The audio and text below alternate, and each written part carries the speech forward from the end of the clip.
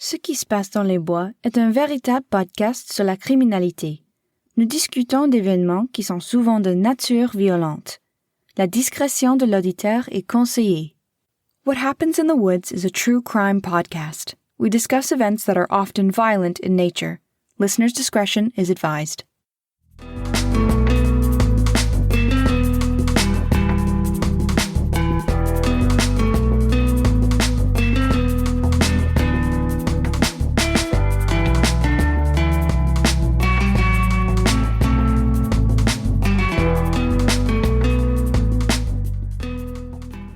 Well, hello, and welcome back to What Happens in the Woods.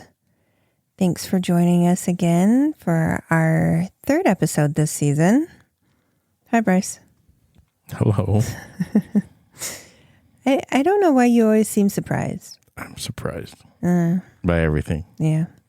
All right. Well, we, just quick reminder, are really excited to do our 100th episode on September 1st, which is a Friday. We're going to do a live What the Fuck. Give the people what they want. A WTF. WTF. She's not saying what the fuck. I mean, I am saying what the fuck. Because it is a what the fuck. It's a what the fuck episode. Yeah. Yeah. Your favorite episode. Your favorite kind of episode. What? No. I think... They're all my favorites. Are they? Yeah.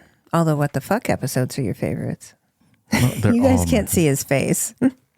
They're all my favorites. Well, we are excited to have you guys join us for that. So September 1st, which is a Friday, 6 p.m. on Pacific Standard Time for any of our friends on the East Coast or any other places. And we, I think, have decided it's going to be Instagram or YouTube. What did you decide? Both? Yeah. Oh, we're getting real ambitious here. Mm-hmm. Okay. All right. So Instagram, YouTube, please make plans to join us. We have a lot to just fill that time with wonderful WTF stories. Yeah. It's going to be about an hour. Yeah. About an hour. We could go over. It could. Yeah. Yeah. But we'll also answer any questions. If you guys want to interact with us, we would love it. The more, the merrier. Yeah. Yeah. So September 1st, we're excited. All right. Any other updates I'm missing? Pee Wee Herman died. I know. That's kind of sad. I feel like my childhood has died. Yeah. Yeah. I wasn't always a big fan of Pee Wee Herman, but for those who don't remember, there was only so much you could watch on TV. There was only so many channels. There was only, Saturday mornings you woke up, there was only so many options. And sometimes I would just put him on because there wasn't anything else on that I wanted to watch. Not that I really wanted to watch him. But, it's an iconic... I don't know. I don't know any other. It was iconic. It's one of a part kind. of my childhood. It was unique. I don't know that you could make another show like that. Like Blue's Clues came close because you had a talking chair, talking mailbox. I mean, it literally is Pee Wee's. Yeah. Pee Wee's Playhouse. Yeah. And he has characters that come over like Salt. I mean, it was kind of. Pepper.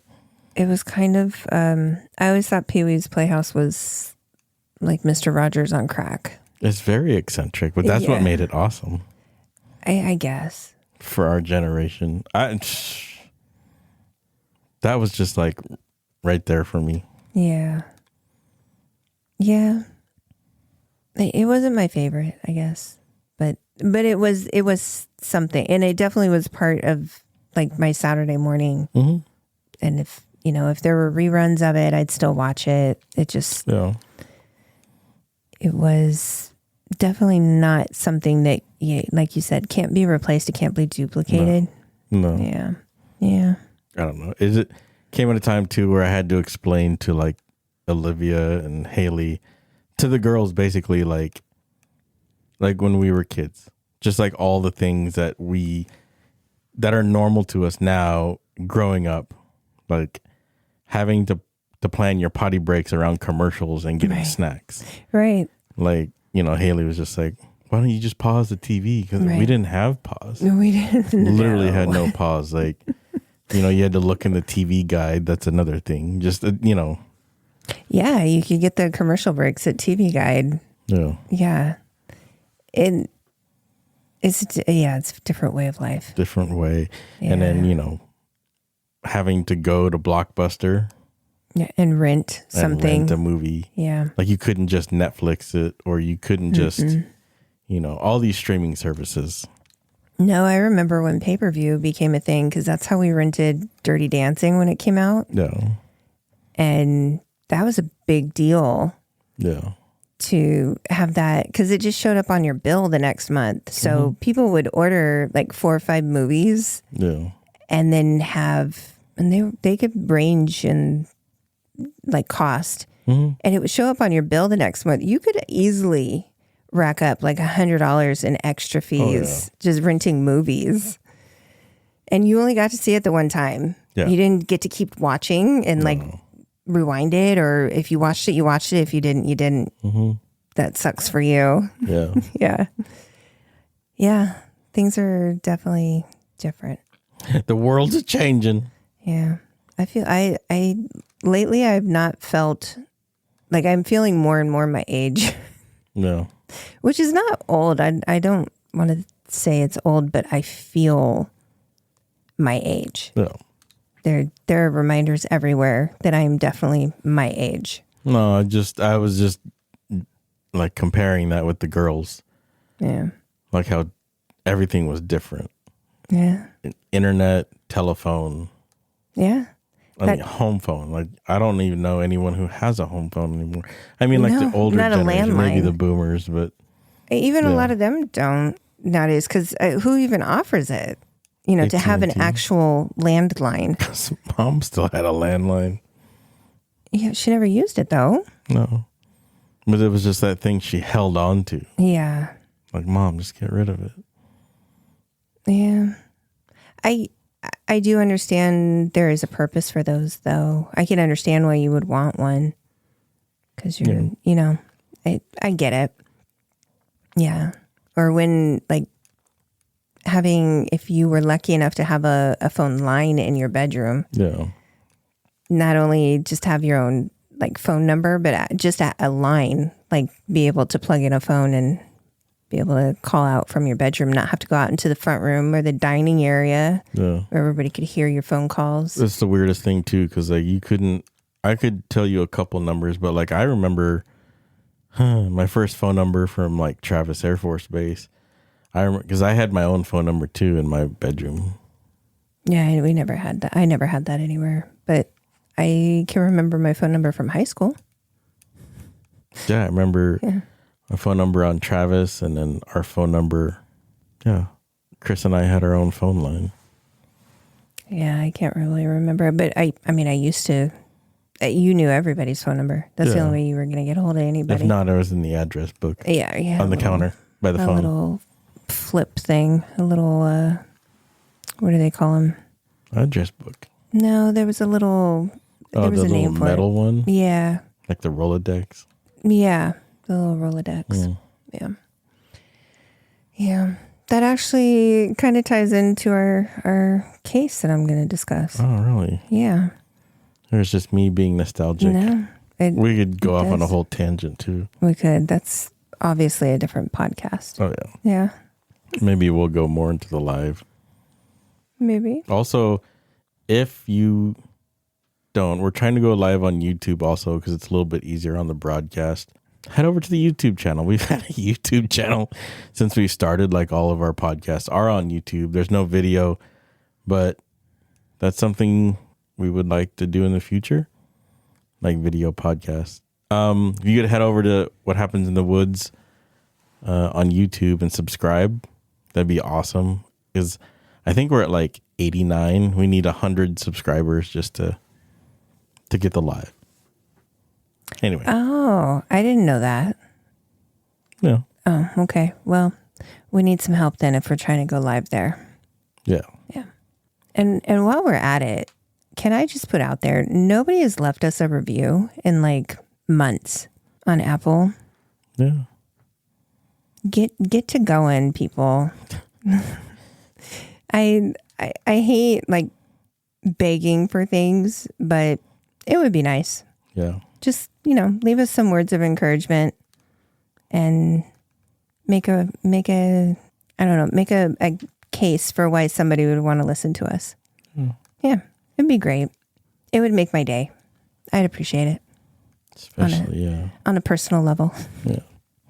Still sad Crime Diner's going away. I know. I am going to miss listening to them weekly. I'm going to have to go back and listen to like the ones before. I didn't really binge everything from the beginning when I found them. So, yeah, Crime Diner has decided to close their doors. Yeah. Yeah, I'm going to miss listening to those ladies and hearing about all the food. Yeah. But I do want you to know, I am still invited to go visit so I can go to a drag show. Okay. I made sure. Awesome. Yeah. So at some point I will make that trip. Okay. I'll go on the journey. You have to get on a plane. I understand that. And get a real ID. Okay. You know what? Don't call me out in front of people. That's my business. Oh. Thank you. You're welcome. All right. Are you ready to get into this case? Let's do it. All right. Let's go. So our case this week is going to take us to the Washington, Idaho border in what is known as the Lewis-Clark Valley. And between 1979 and 1981, at least 5 victims went missing or were murdered that have ties to one particular individual. I was just there. Yeah, it is crazy. That's crazy. Eastern Washington has a lot of crime that I think doesn't get discussed very often because Seattle is so prominent in the state. Yeah. But there's, honestly, the rabbit hole that kept leading me to other things when I was looking at these 5 victims was just continuous. So, I mean, as we know, Robert Lee Yates was in Spokane, which is right down the road from this. There was apparently several other, technically, I don't think named serial killers, but definitely along that line. Yeah. There was several that were actually named that I'll get to. So it's an overlooked area that has some crime because I think it's so isolated. It's very sparse and it's still not. I mean, to this day, I can only imagine in the late 70s, early 80s, how populated it wasn't. And driving through that area is very, very sparse. Still today. Like I literally did it the beginning of July and there's so much just not there. Yeah. I mean, when we drove through like Eastern Oregon up through Idaho and then back into Washington when we had like a long family drive up to see my brother graduate. Gosh, I mean, what?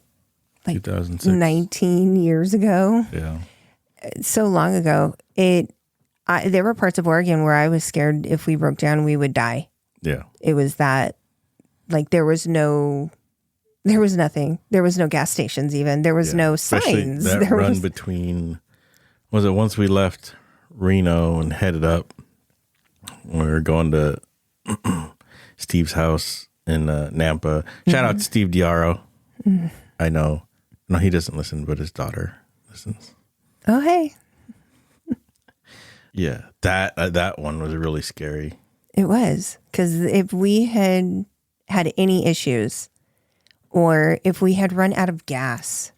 Yeah. And it was a real possibility because there is such a stretch of road that has nothing. It's just absolutely nothing. It's beautiful. It was dry, but it was I think that's kind of what I imagine driving through like the Mojave Desert or parts of Arizona, things like that would be, where it's just there's nothing there. And if you break down or something happens, you're fucked. Like, who's coming for you? Yeah. Who's going to see you? Like, what do you do? And when we drove, there were no, like, did we even have cell phones? Yeah, we did. Yeah, we did. But there was no service. No, there was service. I think your work phone was getting service. Verizon had service there. Yeah. But we were still on MapQuest. Like, I printed out I printed out the whole run. Yeah.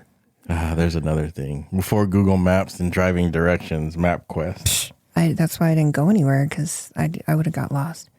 Well, yeah, it is definitely a very, the area is just not populated, and it definitely wasn't back in the 70s.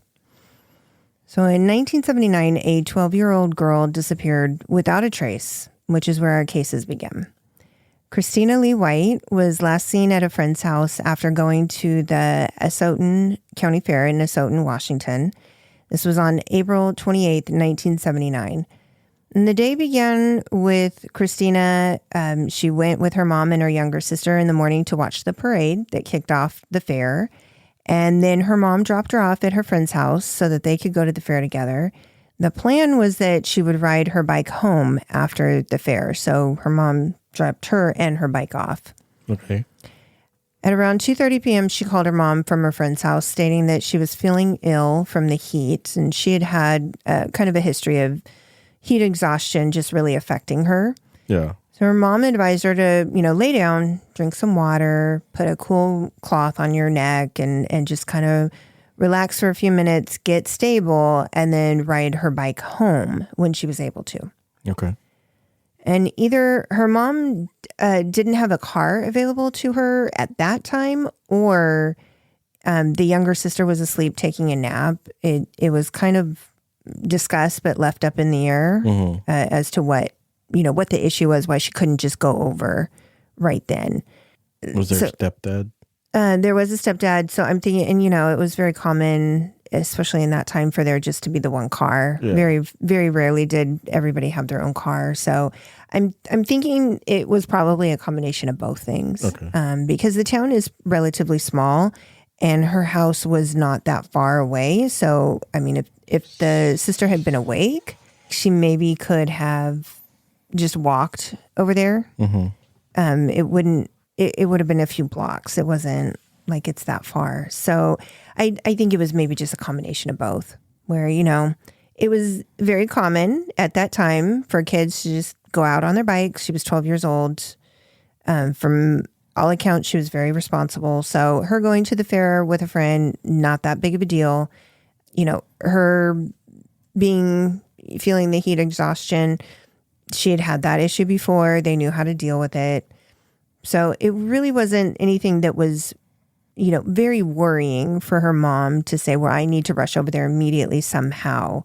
Yeah. It was just, take a minute, cool off, do the best that you can, and then come home when you're able to.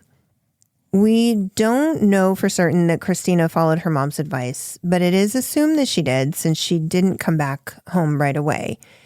At some point, her mom assumes that she went back to the fair because she was feeling better.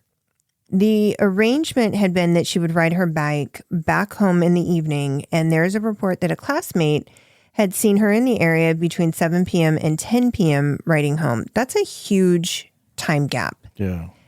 And it's repeated across many articles, and, everything that I've seen, a couple things that I watched, that is the time gap that's given. I just feel like that's huge. They couldn't have narrowed that down any more. Maybe she was just seen riding around the neighborhood. Maybe she was seen multiple times coming back and forth from the fair. Mm-hmm. There's a lot of things that could have happened. As of this recording, Christina White has never been found, and there's not been any trace of her remains or her bicycle. Really? Yeah. You can imagine this set the community, which, like we've mentioned, is very small, just spinning out of control. Local police and sheriffs and community members rallied to search for this little girl to no avail. There were not many leads. There were a lot of people that stood out as possible suspects, and many people were questioned, but there was nothing that came from it. Weeks after her disappearance, there seemed to be a break in the case when there were school papers that were confirmed to be Kristina's were found on a farm outside of town. And this only caused more confusion as a thorough search of the area was done, and there was no trace of her bike. There was no trace of her. There were no other leads there. Authorities really had no insight into what happened to her. And the papers are the only physical evidence to her disappearance. So it wasn't like a bag, it was just the papers? It was just the papers. Okay. And the person who found them, whose farm it was, said that they looked like they had not been there for very long. So, that part of the state gets pretty hot. Yeah. So he would have started deteriorating papers. If it had been an unusual April and there was rainstorms, there's all sorts of weather elements that could have started to, make these papers either get, soggy or bleached with the sun. Like there's all these aspects of being out in the elements that these papers could have been ruined. He said they looked like they were relatively good condition, not been out there for very long when he found them. Yeah. So this was somewhere about 3 weeks after her disappearance. Okay. So it's very odd. And like I said, that is it as far as evidence. So Kristina was the middle of 3 children, and she had an older brother and, like I mentioned, a younger sister. Her parents had divorced, and she had lived with her mom and her stepdad. Everyone that has talked about Kristina describes her as full of laughter, fun-loving. She was good to get her hands dirty in the outdoors. She had a lot of activities to look forward to in the upcoming summer, some camping trips, church functions. No one thought that she would run away. There was just no reason to think that she was a runaway.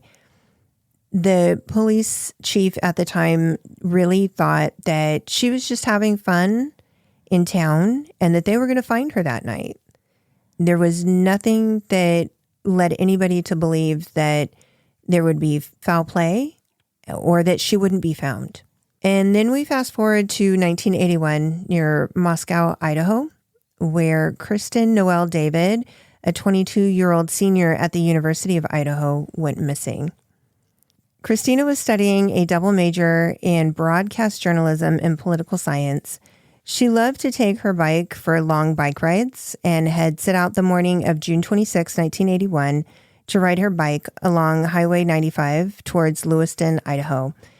She had called her mom the night before to talk about what her plans were, and that she anticipated the ride would not be too hard.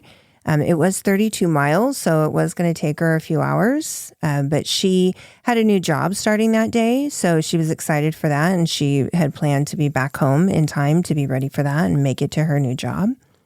And there are several reports that a female matching Kristin David's description was on a bike riding on Highway 95 that day. Just outside of the town of Genesee, witnesses claimed that she was approached by a man driving a brown van. The man was described as approximately 30 years old, being stocky or husky. He was roughly 180 pounds and about 5 foot 10 inches tall. This man had brown or reddish brown hair. He also had a beard. Witnesses described this van was in good condition, and it had yellow license plates with dark lettering. The van had 2 swing-out rear doors and then also had that sliding side door on the passenger side. Unfortunately, no one really saw what ended up happening to Kristin. And if this man who stopped his van to speak with her had anything to do with her disappearance, there's no evidence that leads to that. There's one key witness who was a man who was driving past and states he saw a female on the ground. Her bicycle was also on the ground as the man approached her from behind his brown van. So she was behind the van on the ground. The bike was on the ground. He didn't see what happened before to, lead up to this point. And he doesn't stop. He keeps driving. He says when he got home, he called 911 to have emergency services respond in case the female was in trouble. But he himself did not stop. He thought that the man in the van was helping her. By the time that anybody responded, the female, the bike, and the man with his van were gone. Emergency services then contacted the witness, telling him that he had led them on a false lead. And this lead is actually problematic because it reportedly was given while the witness was under hypnosis. So it's really not a substantial lead at all. That's weird. Yeah. There are several people, though, that did see a female on a bicycle, riding her bicycle in that direction that day. Okay. And also there are witnesses that saw a man in a brown van who not only approached her, but maybe approached other people, other females along the road. So I can't say that this man didn't see what he saw, but hypnosis it's controversial. Yeah. Yeah. So, and it would not be upheld if that testimony was ever needed in court. Oh, really? No. Hypnosis? Testimony or a statement given while under hypnosis? No. Oh. That's not, it won't hold up. On July 4th, 1981, along the Snake River, which divides Washington and Oregon and Idaho almost perfectly, a torso and a leg were found by people out on the river. They were out fishing. This was about 6 miles from the Red Wolf Bridge that kind of crosses over this river. The remains were wrapped in newspaper that had been dated from April of that year and also wrapped in garbage bags. It's stated that they were wrapped very well, as if somebody really took their time to do this. When did they find it? July 4th, 1981. So about 3 months to wrap it real well. Well, she disappeared June 26th, so no, about a week. The newspapers just happened to be from April. The remains that were found the next day, in total, there was 5 bags that were found. So the remains found the next day were found in a different area, so a little bit further down the river, but they were wrapped similarly with newspaper and the garbage bags.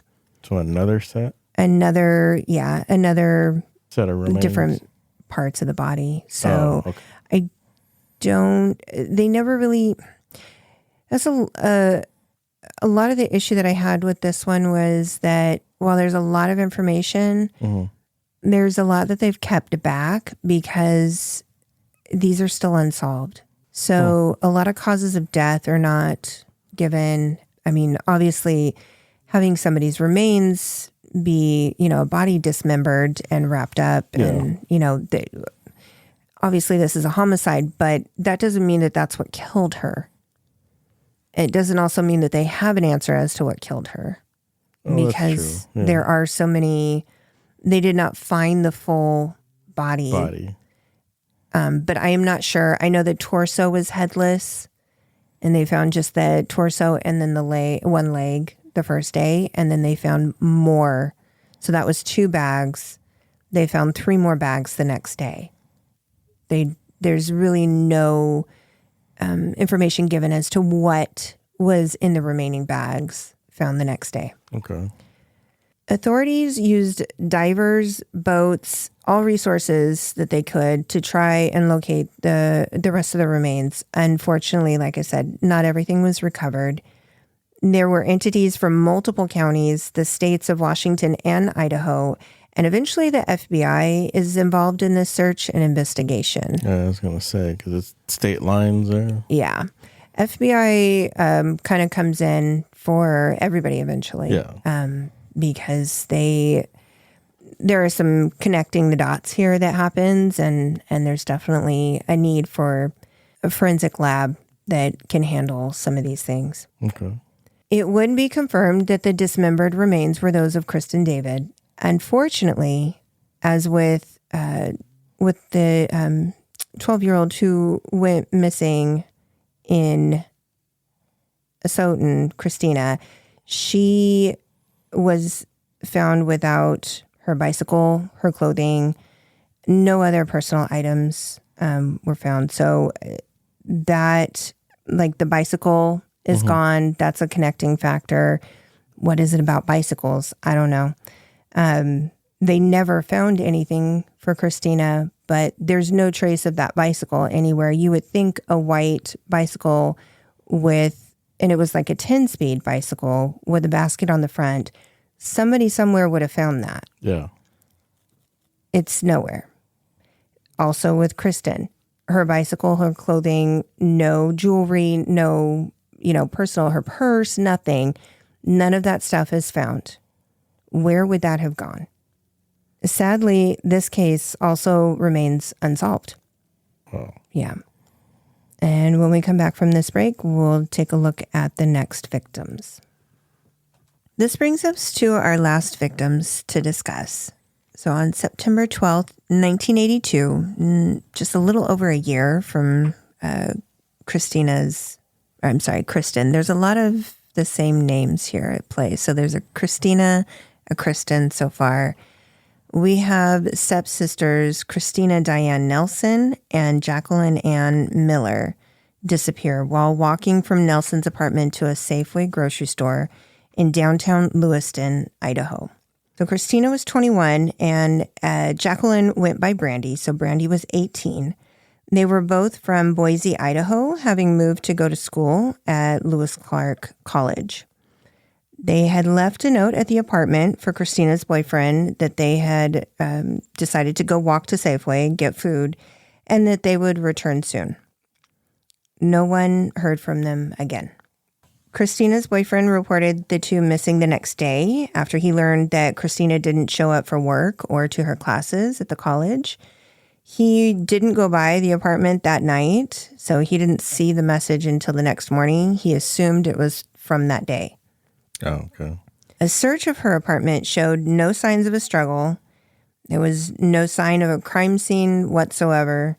At the apartment? At the apartment. Okay. Their purses and wallets were there. Contact lenses were there. Things that they would need if they were going someplace, they would have taken. As well as an uncashed paycheck was there. Huh. Nothing was out of the ordinary. Didn't look like they were planning to leave on a long trip. There were no leads. That same night, a 35-year-old man by the name of Steven Pearsall would also go missing. The three victims who went missing that night were all well acquainted. So at some point, they had all worked at or participated in plays at the Lewiston Civic Theater. Steven was dropped off at the theater that night just after midnight after going to a party with his girlfriend so that he could do some laundry and practice his clarinet and also do his job as a janitor. So That's a busy night. It is a busy night. So he had been working on sets. He then took some time out, went to a retirement party for somebody, came back and was going to do laundry because there was on-site laundry for like costumes and stuff. Yeah. And he was going to play his clarinet. He always had his clarinet with him. And it was one of his, from all the descriptions that I could read, was like a prized possession. Yeah.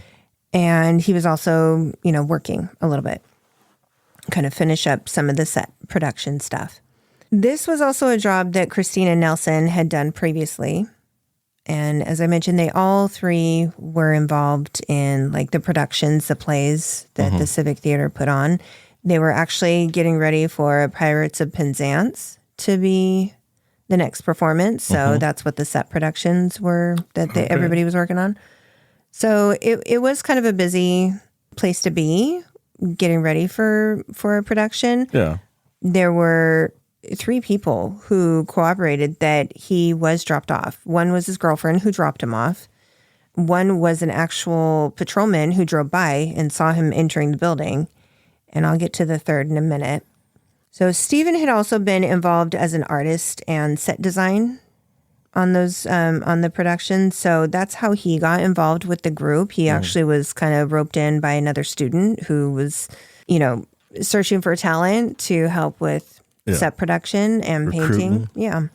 He and Kristina also had gone to the same, so they both had taken classes at Lewis Clark State. State College. I couldn't see if they had taken classes at the same time. There is quite an age difference, so I really am not sure. However, it seems likely since a student who was also kind of closer in age to Kristina is the one that recruited him to the theater group. Okay. So it does seem likely that he was taking some college courses at this time. Like I mentioned, it was reported that Steven was a really good artist. He liked to draw like cartoons, caricatures. He liked to make people laugh. So one of his favorite things to do would be like drawing somebody in a cartoon style and kind of presenting it to them and just in a funny way, kind of like how you'd pay people at the fair to do the caricatures, like drawing. He was also really a soft-hearted guy. He was described as just being very kind, very soft-hearted. He wanted to help people. Mm-hmm. And it really seemed like he had a type of relationship with Kristina and Brandy where he was kind of a big brother type. He was always looking out for them and really trying to keep an eye out for them. Unfortunately, when the news of his disappearance was reported, it was initially suspected that he may have had something to do with the disappearance of Kristina and Brandy. Oh. Everyone who knew him thought it just seemed very unlikely that was what happened. Yeah. But when authorities were investigating his apartment, they didn't find anything that looked like a crime had taken place there either. Mm-hmm. They found his last paycheck uncashed. They found his car had been left at a friend's house because his girlfriend had dropped him off. And they assumed that because he was a man and he was missing and he knew the two women that he was involved in their disappearance. Of course he was. Yeah. So Kristina's apartment was located kind of near the theater. Mm-hmm. It was kind of an assumption that the girls walked past the theater at some point that night and had seen Steven, maybe, chatted with him for a little bit.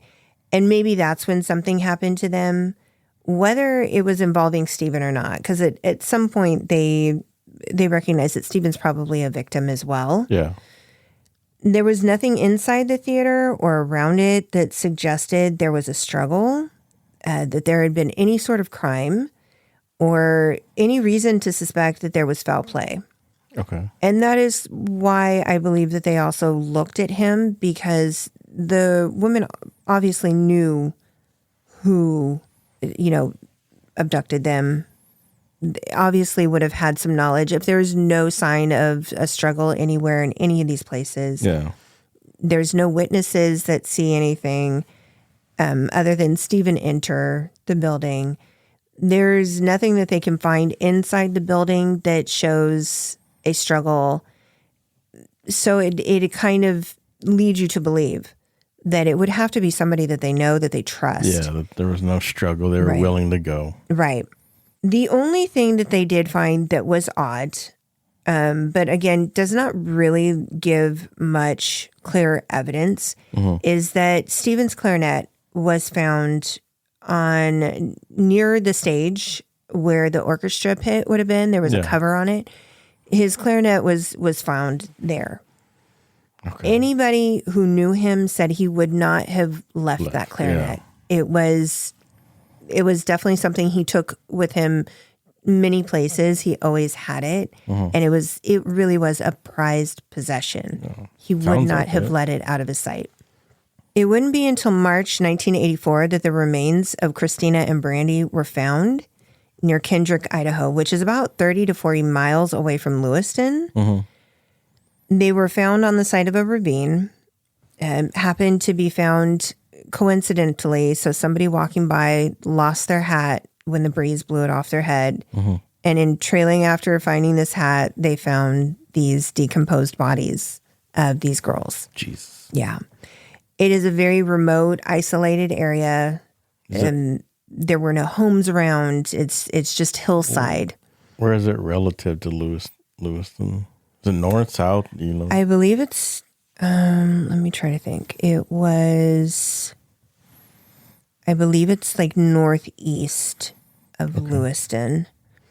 The decomposition of the bodies, they were really, at this point, nearly bones. There really wasn't much else left. Mm-hmm. Most reports do not reveal cause of death for either woman, but I did read that it was thought Kristina's cause of death was strangulation. Authorities did find clothing and personal items on the bodies, so they did find some jewelry. They did find, this was not a case of robbery. Yeah. Nothing was really taken that would have been worth value if they had been killed for a robbery intent. There was an uncashed paycheck. It would have been so easy for somebody to cash a paycheck. Their wallets were left at the apartment. They didn't have anything on them that was of value other than like personal effects to get them to the store and get them home that night. So any jewelry that could have been valuable that would have been taken, it was found on their bodies. Yeah. So motive is very unclear. They also found a clothesline type cord that it is suspected was used to bind them. And it wasn't, like I said, immediately clear, but both deaths are ruled as homicides. Okay. Nothing was found at that site that gave any clues as to where Steven Pearsall was. So he was still considered a possible person of interest. Mm-hmm. Later on, authorities concede that Steven may have witnessed something, perhaps Kristina and Brandy's attacks, and was victim to the same suspect, the same person who did that. So over the past 40 years, these crimes have remained a mystery. There is one person who stood out as a prime suspect, and up until recently, they were not named. I watched a Discovery Channel documentary called Cold Valley. This was from 2018, in which they go the entire documentary without naming the suspect. But they are all very clearly talking about one particular person. Okay. I read several articles which also do not name the suspect or the person of interest, I should say. Mm-hmm. However, everybody in this small community, in the communities where these crimes happened, they all know who this person is. And they want to name him. They want to name this person out loud, to have the media name this person. They want his name released. But for the most part, I'm not sure if the authorities don't want to do that or if it's just because he is only a person of interest, even if he is the main person of interest. Nobody really wants to disclose his name. There is a documentary that disclosed it in 2011, which I find interesting and I was not able to watch that documentary. I could not find it up until like yesterday, so I didn't have time to watch it. Okay. And it is, you have to pay for it on Amazon. Mm-hmm. It does name him in 2011. It does name this person of interest. Okay. And I debated whether I wanted to name him, and I'm not going to. You can find this person's name. It's not hard to find at this point. If you look up the Lewis Clark Valley murders, at some point you're going to find this person's name. I just hesitated because I'm not sure why the 2018 documentary doesn't name him. It's very, very, relatively newer documentary. Yeah. It kind of confused me why the older one would name him as a person of interest and the newer one would not. I don't know. Yeah. I do know in that documentary, in the Cold Valley, there's only 2 episodes. They are about over an hour each, though. With the recent DNA possibilities, they have sent off like the newspaper that was wrapped around Kristin and found they did send that off for analysis. It's damn near deteriorated at this point. It unfortunately was just kept in evidence bags and boxes and put in between glass plates. Yeah. Which didn't really do anything to keep it, as safe as it could have been. But be airtight, they did what they need. They did what they could. Yeah. Really, because who knows? I mean, it's really lucky that they even caught it, because that they even saved that it's even around. Yeah. But that's been sent off. I believe there's also rope, like the cord, has been sent off for DNA analysis. So there might be, because that's still not back. I don't see where that there's been anything released on if that has produced anything that they can go off. But maybe that's why they haven't released this person's name again. I'm just not sure. Okay. So this person is investigated. Okay. It turns out that while investigating the Civic Theater murders and Steven Pearsall's disappearance, this man comes forward. He's interviewed by the police, and he ended up claiming to be at the Civic Theater on the night that Kristina, Brandy, and Steven disappeared. Oh, really? Yeah. He puts himself there. He claims to have gone to the theater to do work on stage designs. He was there earlier in the evening with Steven. Mm-hmm. They parted ways because Steven went to the retirement party. This person claims he went to go eat at a local pizza restaurant. Mm-hmm. So the theater is right across the street from where the restaurant that he ate was, which is right across the street from the Safeway where the women would have walked to go get food. Yeah. So they walked right by the theater and the restaurant where this gentleman was at. So he eats. He claims that he goes back to the theater. He's working again, and he injures his back. So he decides to lay down on the couch in the green room. And during their questioning, he tells police that he slept from about 10 p.m. to 4 a.m. He says he did not hear anybody enter the building that night, which we know Steven Pearsall was dropped off around 12:05 a.m. Yeah. Mm-hmm. So you probably would have heard that. He claims at some point to have heard the phone ring, but he was too tired. He just didn't get up and answer it. Okay. He also claims that he did not hear, if Steven entered, he didn't hear any clarinet. The green room would have been right by the door where Steven was known to have entered. Yeah. So it's very unlikely you would have heard nothing. There's no confirmation that Kristina or Brandy actually went to the theater and entered the theater, but we know Steven did. It is confirmed. And he confirms that he was there. That timeline also can be debunked. So in the documentary that I watched from 2018, the sheriff who is now sheriff in Asotin Mm-hmm.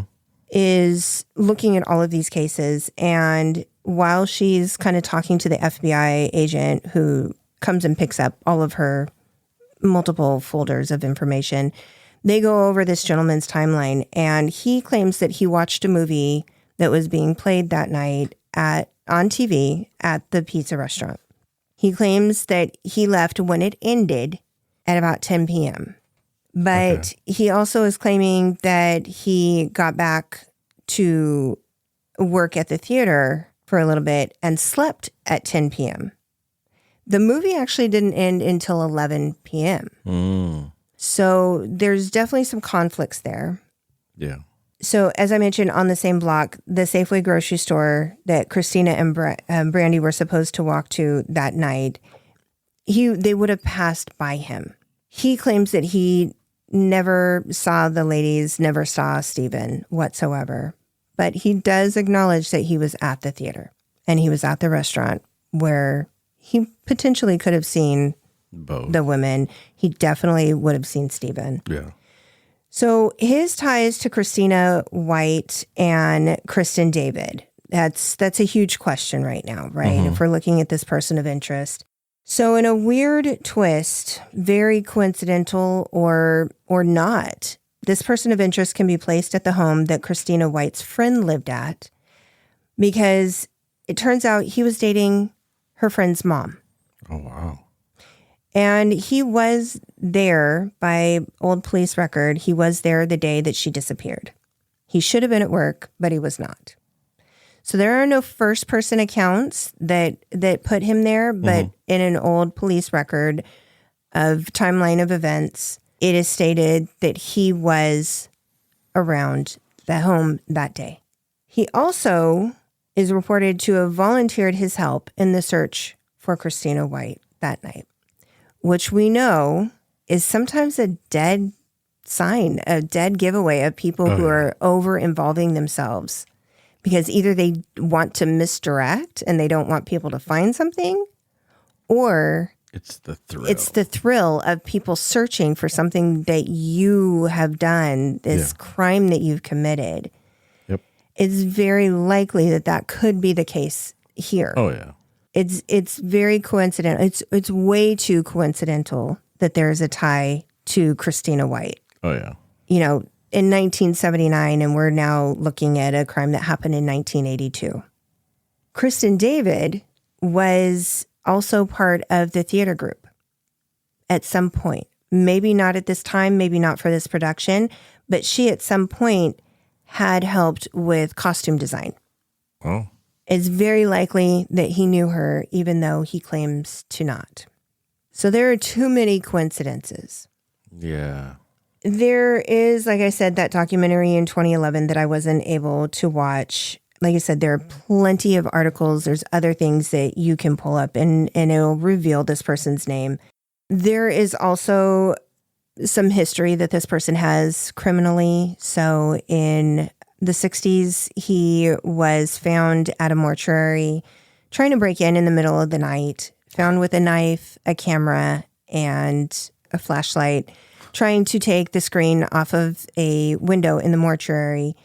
The only person who would have been in the mortuary that night was a 17-year-old girl who had died mysteriously. She had been with her brother's girlfriend, and her boyfriend at Santa Cruz boardwalk the day of her murder, her death. Her and her boyfriend separated from her brother and his girlfriend, and they were having a heated discussion. It wasn't necessarily an argument, but they kind of took a pause. And it is said the boyfriend walked off and met up with the brother and the girlfriend. Yeah. And then as, it came around, the, beach patrol was saying, hey, we're shutting down the beach. Everybody needs to go home. She hadn't found them. So they went to look for her, and they ended up finding her body nude, completely nude, in the water. So of course, the boyfriend, the brother, the brother's girlfriend, they're all, questioned, investigated. Nobody can really say that there's any foul play. I'm not sure what her cause of death was, but this is the only person that would have been on display for a funeral. Would have been this girl in this funeral home that this person of interest was caught breaking into. So the father who ran the funeral home woke up, caught him trying to get into the funeral home, called police. He was arrested. His story is that he was just at the wrong place at the wrong time, and then he was crossing the parking lot. I don't know why you would need to take the screen off of a window with a knife and have a camera on you and a flashlight if you're just crossing the parking lot. But the charges got, because, really nothing was provable. What are you going to do with that information? Breaking and entering is not anything related to a dead body, at that point where they found him. So it got knocked down to like a misdemeanor. No, but it is a stepping stone. It's a stepping stone. There's also a possibility, and it is a far reach again. There is apparently this person of interest grew up in Chicago, and right in the same neighborhood that he lived in as a young teenager before he went, he had some military service. There was an 8-year-old girl who was murdered that had been on her way home from, kind of a day session at the YMCA. So she was kind of a latchkey kid, and unfortunately was found brutally murdered in an alleyway. Ugh. Not that he has been connected to that, but it people doing research on this gentleman and his previous history obviously are looking into any connection that they can make to crimes that he may have committed. And like I said, he is not necessarily a person of interest for that crime specifically, but it's brought up, obviously, because you never know. No. You never know. It seems like, there are a lot of coincidences with this person of interest, and there could be other things. I mean, really, the problem with this that I see is that family members of the community are hyper-focused on this person of interest. Enough so that these could just be coincidences. Nothing is proven. And it is possible that there are just coincidences, but a lot of people want to name him as the person responsible. As suspect number one. Right. And I don't know that there's enough evidence to do that. Everything is very coincidental, circumstantial. There is nothing that would be proven in a court if charges were ever made against him. If anybody would even be willing to prosecute this with what they have. Really, they can place him at a potential crime scene. There's no evidence of a crime scene. That building, the Civic Theater, actually was condemned. So it is possible that any evidence that was there is gone. Oh, yeah. There was the newspaper, that was wrapped around Kristin's body. Mm-hmm. That is potentially could have some DNA to it.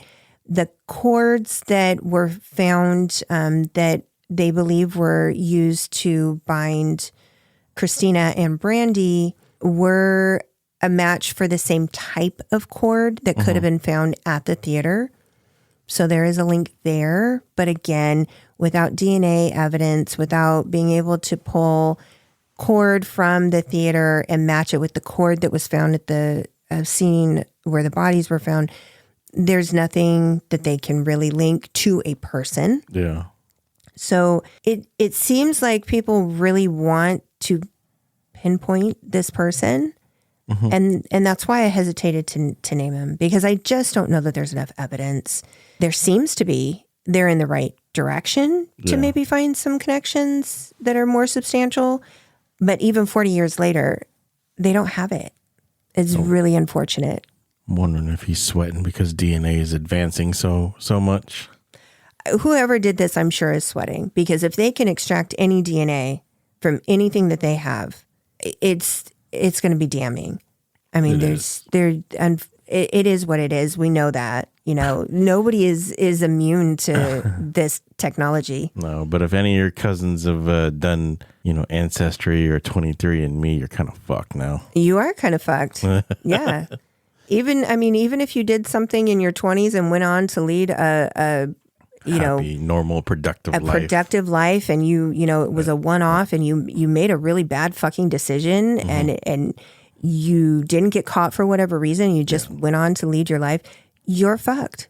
Yeah. If they have DNA that they can link you to, you hope you enjoyed that, because you're going to rot in prison the rest of your life, probably. It is definitely something that I'm hoping that, the FBI has been able to really take what little they had to give and has been able to find something. And they're just waiting for very definitive proof that they can prosecute somebody, whether it's this person of interest or somebody else. Yeah. Somebody needs to pay for these crimes. Yeah. There's also huge kind of dissent when it comes to who the actual victims are of this person of interest. Brandy and Kristina and Steven definitely are considered tied to him. He has that link to Christina White. Kristin David is a little bit different because, while they don't have Christina White's remains and they don't have Steven Pearsall's remains, that is actually a link between them that they have never been found. They have the remains of Kristina Nelson and Brandy Miller and Kristin David, and the MO doesn't fit because Kristin David was dismembered and meticulously wrapped, and found, in an isolated river area. Yeah. The remains for Kristina and Brandy they were just on the side of a ravine. Yeah. They were not dismembered. They were not wrapped. They were left on the side of the ravine to do whatever. Yeah. They're, it was an isolated area, so I'm sure the person thought, these people are never going to get found. Mm-hmm. But it wasn't. Those two crimes. It's not the same. Yeah, seem very different. But Yeah, MOs change. they can depending upon opportunity, and the discussion is that with Kristin David, the person. If it was the person in the brown van, they were able to pick her bike up, put her in the back of the van, and take her to a location where they had the opportunity to, kill her, but also take the time to dismember her, and then take the time to meticulously wrap each body part. Yeah. They had the time, they had the means. So isolated out there. Yeah. And this person of interest has owned several properties along this area. Oh, God. Some of them have been isolated. He owned a house that was just a block away from where Christina White was at her friend's house. He didn't actually own the house where they were at, but he owned a house just like a block and a half away that he could have easily taken her to. And, they weren't able to ever, he would not submit to a polygraph. He would not consent to any searches. He lawyered up pretty quick. So they were really not able to search for any evidence in a timely manner when it came to this person of interest. So connecting him is it's just at this point, I don't know how they can without DNA. Connect. Yeah, it's too far along to connect them. No. Yeah. So much time has passed. Yep. So over the years, there have been many names that were thrown around that the authorities have thought may be connected to these crimes. Robert Lee Yates was one of them because, of course, he was in Spokane. Harry Hantman, which I have never heard of him until this case. And Otis Toole, I've never heard of him either. Otis Toole apparently named himself in this case, but he just didn't have details. Yeah.